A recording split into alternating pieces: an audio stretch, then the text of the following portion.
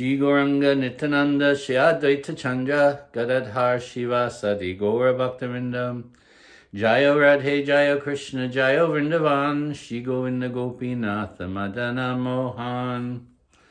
Today we're going to pick up with the reading of the Sri Brihat Bhagavatamrta. It's the final chapter. It's called JagatAnanda, the Bliss of the Worlds. And the story begins with Sri Sarup. Sri Sarup is was previously referred to as Gopakumar.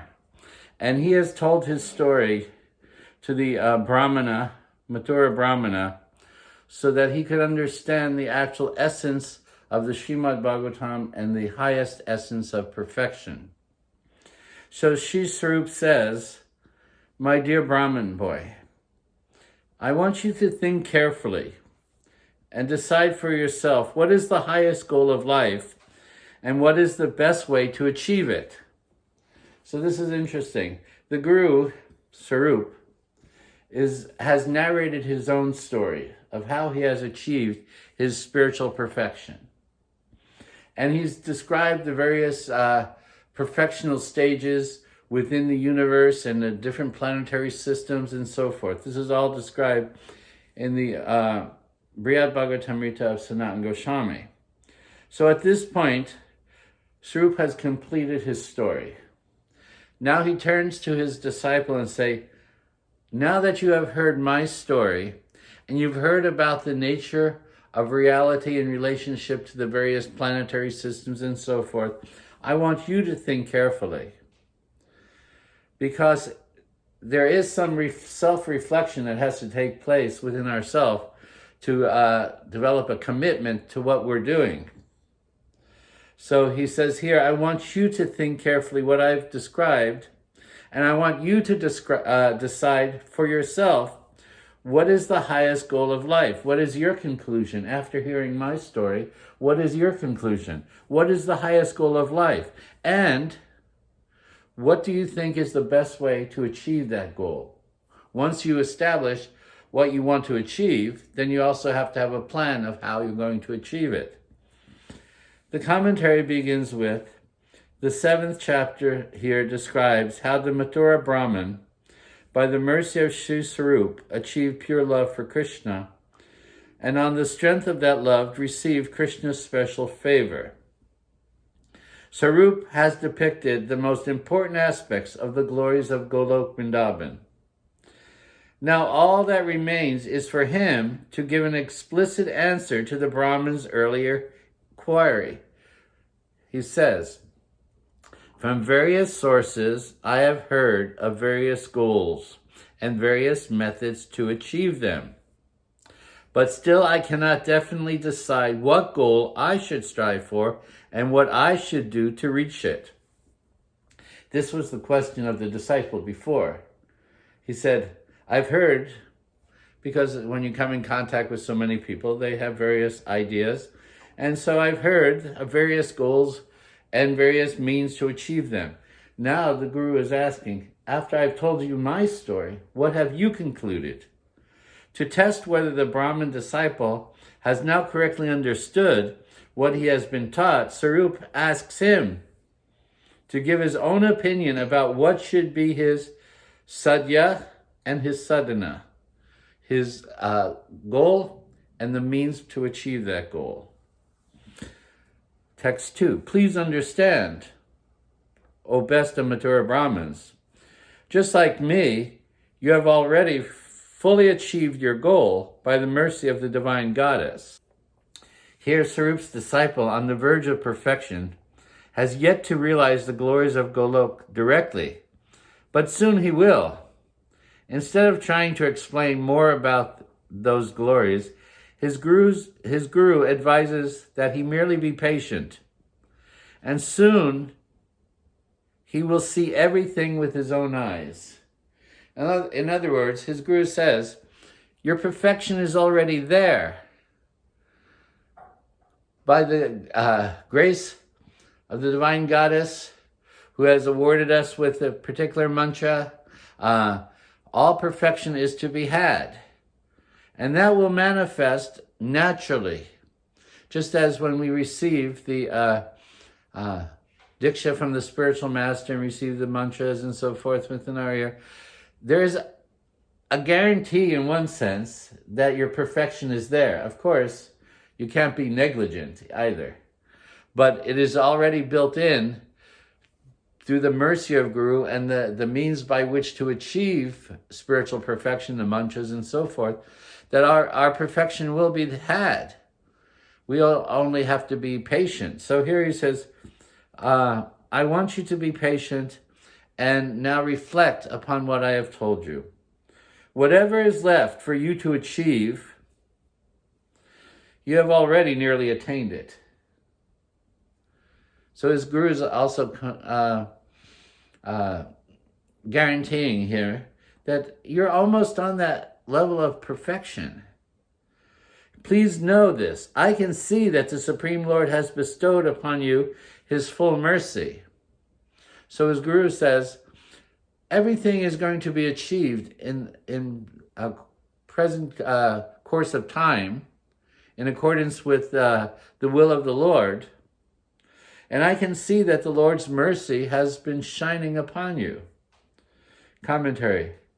But visible signs of perfection have not yet appeared to me, the Brahmin might humbly assert. I don't know. I don't feel that or see it yet. But here Swarup disagrees. He says, Shri Golokanath, Krishna, has already singled the Brahmin out as a recipient of his full mercy. It is said that by the grace of Guru one gets God, but by the grace of God one has gotten Guru. So Guru is the special mercy by which one achieves the Supreme. So he says, I already have seen Krishna's mercy is there working in your life. Just see, I have indeed told you everything that happened to me and to the Lord and to his devotees, even these topics which are most confidential. The special ecstasies one relishes in the shelter of the personality of Godhead's lotus feet are private. One should feel shy to reveal them, even to one's own mind. And sometimes I entered special states of consciousness in which I could no longer recognize myself or others, nor distinguish one thing from the next. So there were events I didn't see. Yet Krishna, in your presence, has entered my heart and brought all these topics out, forcing them to come from my own mouth. Krishna has, in one sense, inspired me to tell you all of these truths that I have myself experienced. Therefore, I know Krishna's mercy is there. Commentary. A spiritual master can certainly reveal even the most secret knowledge to a faithful, deserving disciple. The Mathura Brahmana, before hearing his Guru's personal history, was a neophyte. And Swarup was, at different times, too distracted by his own ecstasies to perceive clearly what was going on, and so had difficulty recounting some of the events of his own spiritual journey. Because of his own ecstasy, sometimes the spiritual master would disappear from the Mathura Brahman's sight, and then he didn't know exactly where he was, and gradually would come back in contact with him.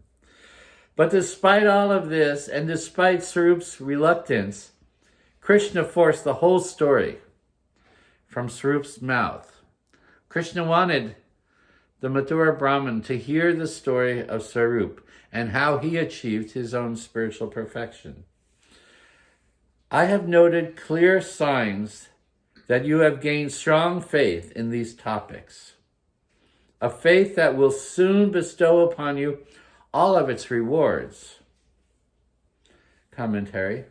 The disposition of another's heart is difficult to read, but an elevated person with clear intelligence can discern from one's gestures where one's faith lies. From the satisfied expressions on the Brahman's face, Swarup knew, this disciple has developed confidence in the truth of my story. In other words, he could perceive that that the Mathura Brahmana, his disciple, had embraced the truths that he was telling him. In other words, Sarup's mission had achieved success. Because the Guru is speaking, he's wanting you to achieve your success spiritually. He's not just wanting to speak something that is not landing anywhere. He wants it to land in the heart of his disciple and mature there. Once strong faith in the transcendental reality is established, one's spiritual practice will quickly bear fruit. The first thing is faith, the awakening of faith within the heart. And we concluded previously in the Jaiva that meant clearing the obstacle of our aversion to the service of the Lord. That is faith, that now we want to fully embrace service to the Supreme. That is the awakening of true faith, because faith is something you have to act upon. It's like love. Love is not just a feeling, but it's an action. When you love someone, you do something. So everything is rooted in divine service. Love refers to divine service in various moods and ways, according to the temperament of the disciple. Now he says something. Early this morning, Srimati Radhika Devi herself came and ordered me, Sarup, a Brahmin from Mathura who is my devotee is coming to my grove. So now he tells something else. He said, this morning I was doing my service and Shri Radharani, she appeared. And she said, there is a Brahmin from Mathura coming here today. He's very dear to me. I want you to help him to become my devotee. This is the blessing of Srimati Radharani. Ultimately, the blessings of Krishna that come to us through Guru is through the mercy of Srimati Radharani. So the Mathura Brahmin considered himself a devotee of Durga, but she is a partial expansion of Shri Radhika, that is Lord Madan Gopal's eternal consort.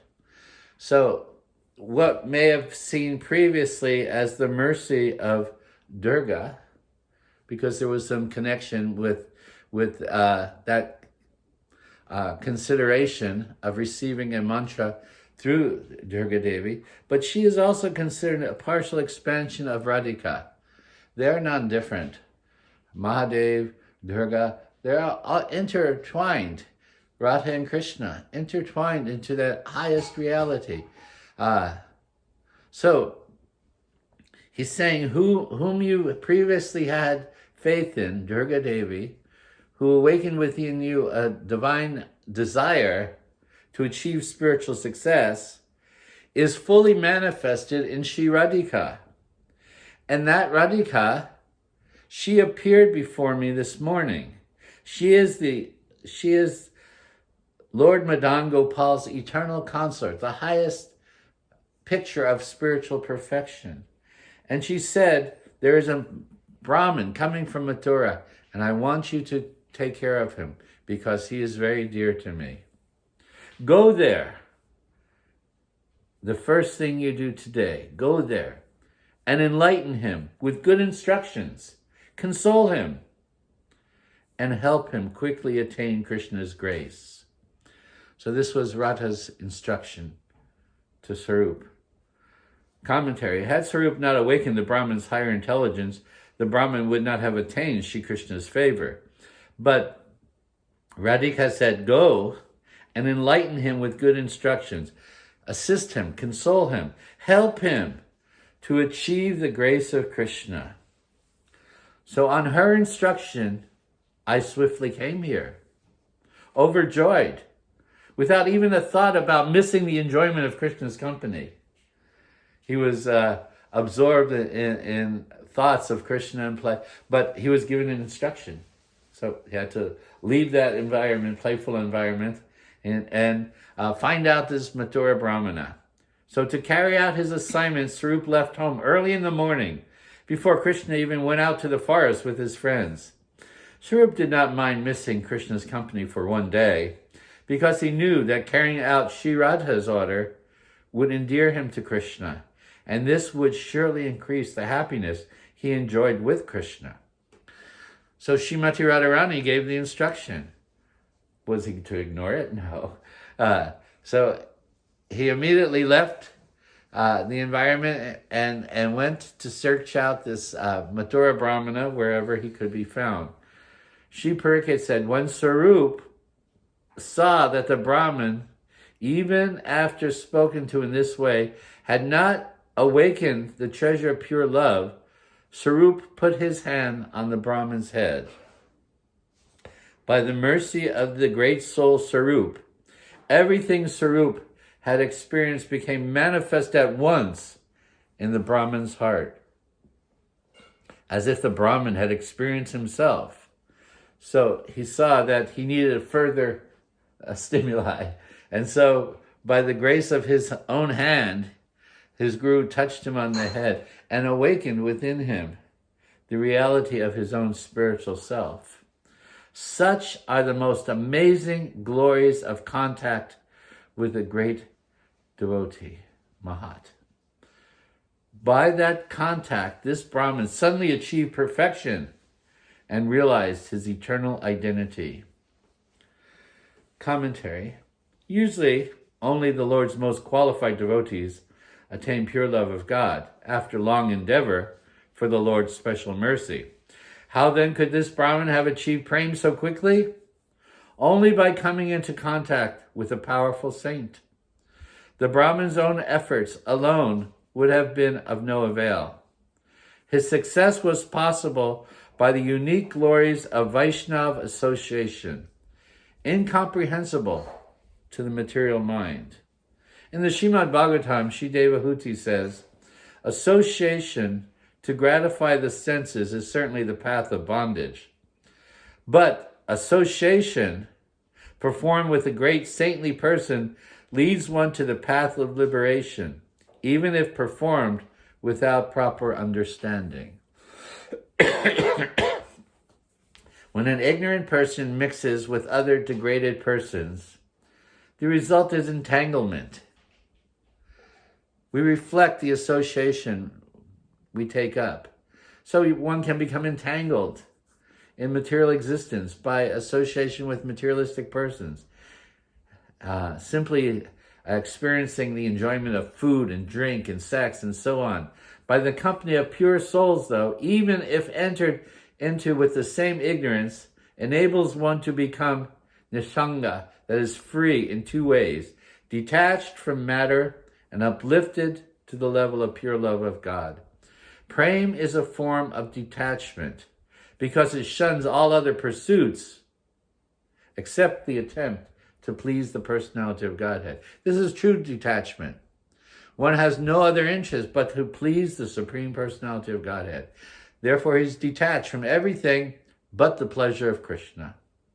Therefore, it is stated in the Yoga Vasishta Ramayana, in all circumstances, one should approach saintly persons. Even if one receives no teachings, spontaneous dialogue with them imparts valuable lessons. When one approaches persons who have real knowledge, emptiness overflows with fullness. Death becomes immortal nectar, and disasters can seem like good fortune. In the Srimad Bhagavatam, Shri Vidura says, by serving the feet of the spiritual master, one develops transcendental ecstasy in the service of the personality of Godhead. Vidura here speaks to his Siksha Guru, Maitreya Muni. Excuse me. The Supreme Person is Kutastha, which means unchanging and inconceivable. He is also Kutastha in the sense that he is famous for being offered Anukut, the mountain of food. He is known as Krishna, Govardhandari, lifter of Govardhan. A sincere servant of the Vaishnava will obtain a never-ending festival of prema, from which comes an intense enjoyment that nothing can impede or interrupt it. Material existence is full of various miseries, but devotional service to Krishna eradicates all miseries. If one takes shelter at the lotus feet of the Lord, Krishna's Ras Leela is mostly a festival of dancing, and dancing means moving the feet. By entering the rasa dance, one's feet will be relieved of the distress they feel from doing other things. The feet will naturally want to dance. As Kapila Dev tells his mother, in the association of pure devotees, discussion of the pastimes of the Supreme Personality of Godhead is very pleasing and satisfying to the ear and to the heart. So in this way, the story begins how Sarupa was given the instruction by Srimati Radharani to meet that Mathura Brahmana, and we will pick up next time to see how the story unfolds. Jai Gaur Premanandi Hari Hari Bol Jai Shri Radhe Shyam.